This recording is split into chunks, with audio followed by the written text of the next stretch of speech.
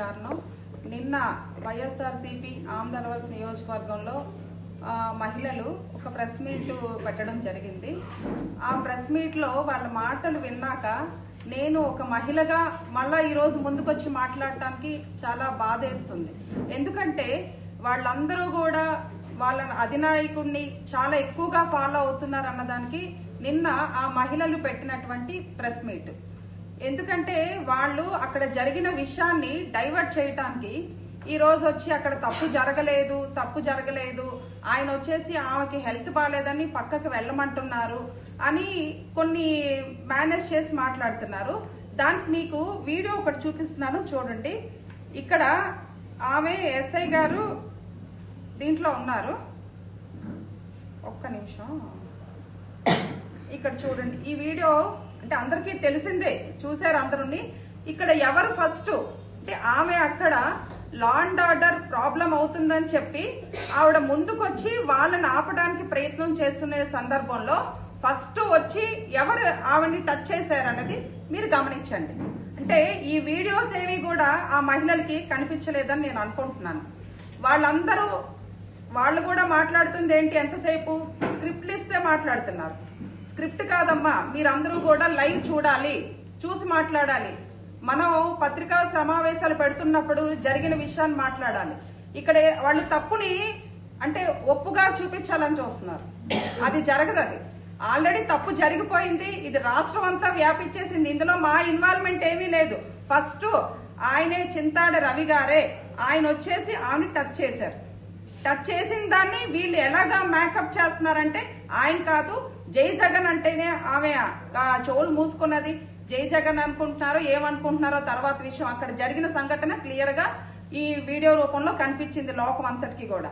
ఇంకొక విషయం ఏంటంటే 2029కి ఏంటది రవికుమార్ గారు అంట కాళ్ల మీద పడి బ్రతిమలాడుకోవాల్సిన పరిస్థితి వస్తుందంట. చింతాడ రవి అనే వ్యక్తి గెలిస్తే కాళ్ళ మీద పడి బ్రతిమలాడుకునే అవసరం వస్తుందంట.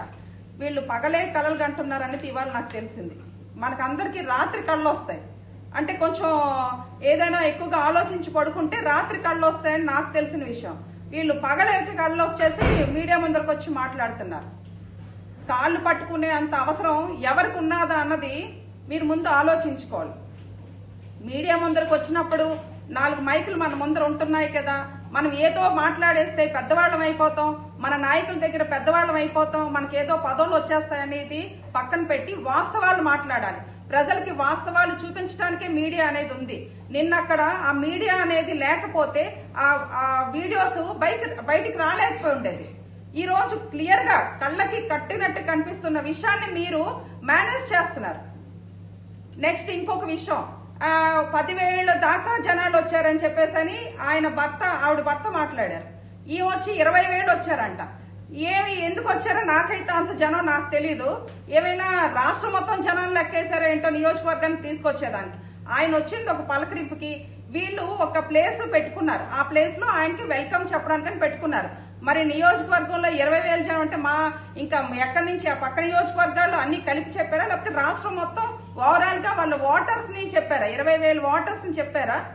ఈ నియోజకవర్గంలో అంతమంది ఎక్కడ కనిపించారు? ఇక్కడ నేను ప్రతిసారి ఒకటి గమనిస్తున్నాను, ప్రెస్ మీట్లు పెట్టినా లేకపోతే ఒక కార్యక్రమాలు చేసినా నియోజకవర్గంలో 4 మండలాలు మున్సిపాలిటీలో ఉన్న ఏ ఒక్క వైఎస్ఆర్సీపీ నాయకుల్ని నేను చూడట్లేదు. ఎందుకంటున్నానంటే మనం ఆ పార్టీలో ఎవరి పార్టీలో ఉన్న నాయకులు వాళ్ళకి బాగా తెలుస్తారు, కానీ పక్క పార్టీలో ఉన్న వాళ్ళు కూడా తెలుస్తారు, నాకు తెలుసు. కానీ ఎవరు వాళ్ళు కనిపించట్లా. మరి వీళ్ళు వచ్చేసి 10,000 వచ్చారని ఒకరు చెప్తారు, 20,000 వచ్చారని ఒకరు చెప్తున్నారు. ఈ సరే ఎన్ని వేల మంది వచ్చారనేది పక్కన పెడితే అక్కడ జరిగిన విషయాన్ని తప్పు ఆయన సోదరి భావంతోనే చూశారు. సోదరి భావం అక్కడ కనిపిస్తుందా, క్రిమినల్ యాటిట్యూడ్ తో చూశాడు అనేది అక్కడ తెలుస్తుందా అన్నది ప్రజలు డిసైడ్ చేశారు. అంటే ఇంత సోషల్ మీడియాలో అది రన్ అవడానికి కారణం తప్పు జరిగింది కాబట్టి వాళ్ళు దాన్ని ఎక్కువగా చూపించారు. ఇందులో కూటమి ప్రభుత్వం చేసింది, ఆ స్థానిక ఎమ్మెల్యే గారు చేశారు. స్థానిక ఎమ్మెల్యే గారు ఆ స్థాయి మర్చిపోయి మాట్లాడుతున్నారు. అసలు మీరు స్థాయి మర్చిపోయి ఒక ఎమ్మెల్యేగా ఆయన 2 తడవలు ఎమ్మెల్యేగా ఉన్నటువంటి వ్యక్తిని ఈ రోజు మీరు మీడియా ముందరకు వచ్చి మీరేంటంటే స్థాయి తక్కువ మనిషిని ఎక్కువ చేసి మాట్లాడాలని యువతల స్థాయికి ఉన్న మనిషిని ఏంటంటే తక్కువ చేసి మీరు మాట్లాడుతున్నారు. ఆయన దగ్గర దేనికి మీరు పనికొస్తారనేది ఒక విషయం నాకు తెలియాలి. ఎందుకంటే చింతాడు రవి గారు చదువులోని గొప్ప చదువులు చదివేశారు. ఆయన వచ్చేసి ఏంటంటే చదవని యూనివర్సిటీలు లేవు, లేకపోతే ఈరోజు ఆ యూనివర్సిటీల వల్లనే ఈరోజు ఆయనకి ఏంటంటే ఈ నియోజకవర్గంలో ప్రజలంట ఏంటది బ్రహ్మరథం పడుతున్నారంట. ఈయన యూనివర్సిటీ చదువుని బ్రహ్మరథం పట్టడానికేనంటే ఈయన అక్కడ చదువుకుని ఆయన వృత్తి ఆయన చేసుకుంటే పోనేమో అక్కడ స్కూల్లో స్టూడెంట్స్ అందరూ బ్రహ్మరథం పట్టుండే వాళ్ళేమో. ఈయన జగన్మోహన్ రెడ్డి అనే యూనివర్సిటీలో చదివి వచ్చారు కాబట్టి ప్రజలు ఈయనకి తరిమి కొట్టే పని మాత్రం చేస్తారు. ఇలాగే కంటిన్యూ అయితే మాత్రం ఇది మళ్ళా రిపీట్ అయితే ఈ నియోజకవర్గంలో రేపు ఏ చిన్న విషయానికి కూడా బయటికి రాలేని పరిస్థితి ఏర్పడుతుంది.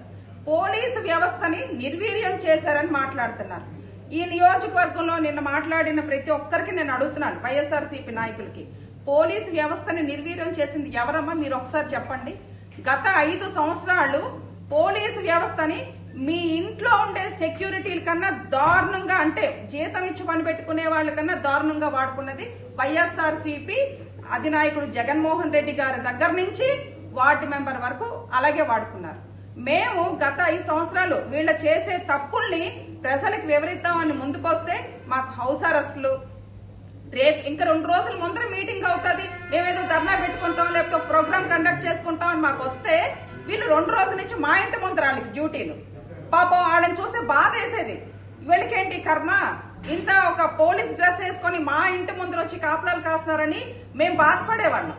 రోడ్ల మీదకి వస్తే కనీసం మాకు జరుగుతున్న దాన్ని మేము మహిళలందరం కూడా రోడ్డు మీదకి వచ్చినప్పుడు అక్కడ ఎవరు ఉండాలండి?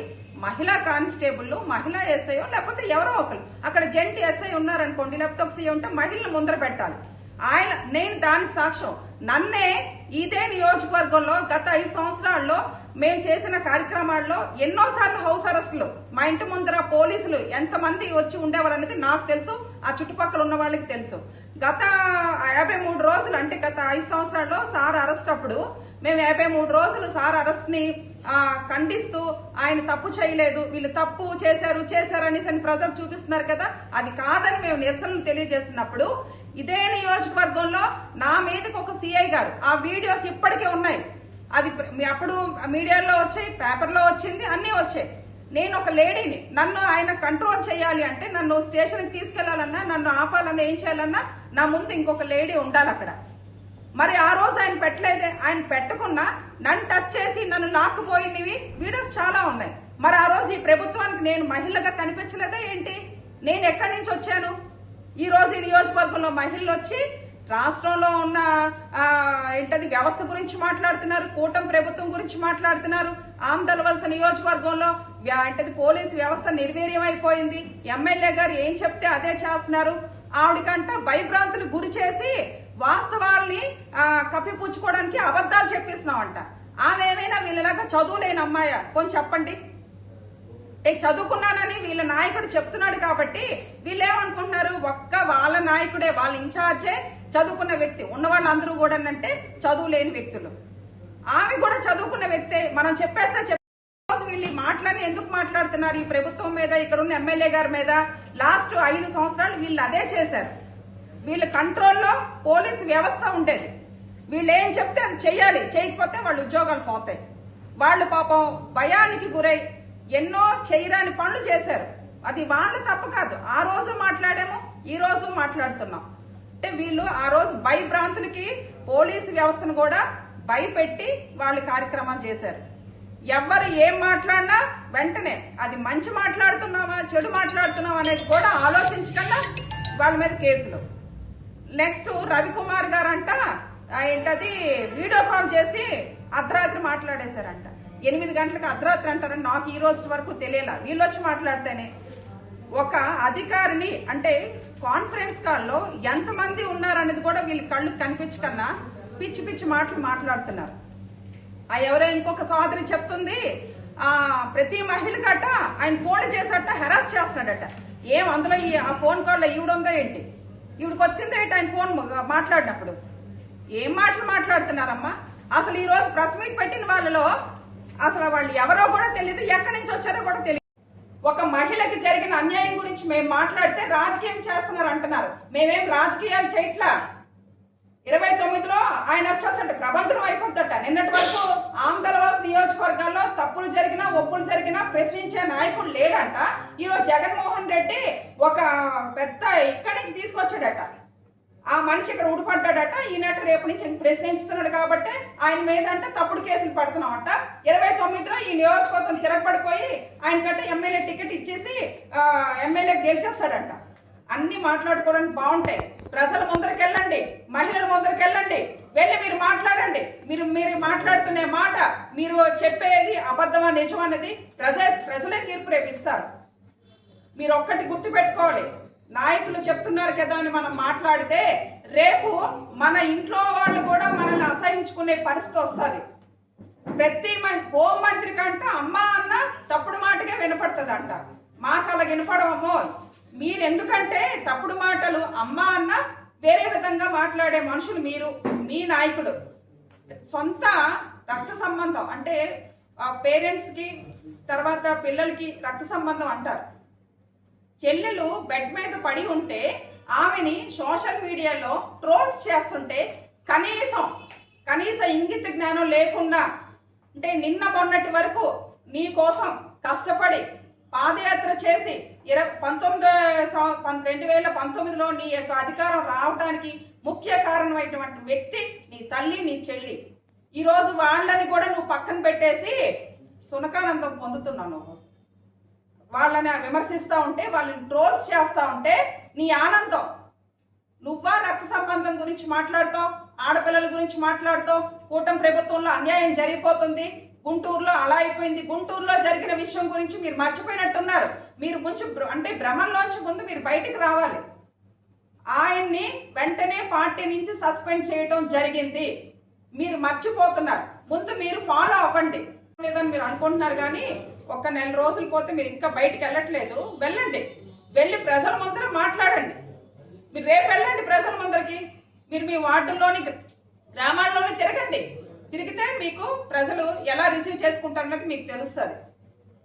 ప్రజలు మాట్లాడడం లేకపోతే అక్కడ ఇక్కడ మాట్లాడడం మీకు అలవాటు అయిపోయింది. అది మళ్ళా ఇది రిపీట్ అయితే మాత్రం ఇంకొకసారి పరిస్థితులు చాలా దారుణంగా ఉంటాయని నేను ఈ సభాముఖంగా తెలియజేస్తున్నాను.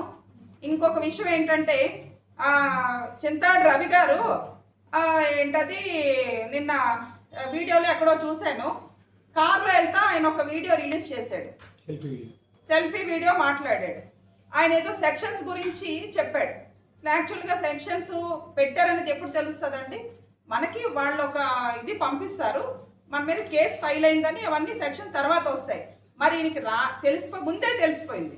నిన్నటి వరకు భోగాపురం హడావిడిలో ఉన్నారు అందరూ జనం, అక్కడ డిపార్ట్మెంట్ అంతా. ఈయనకెలా సెక్షన్స్ తెలిసిపోయండి?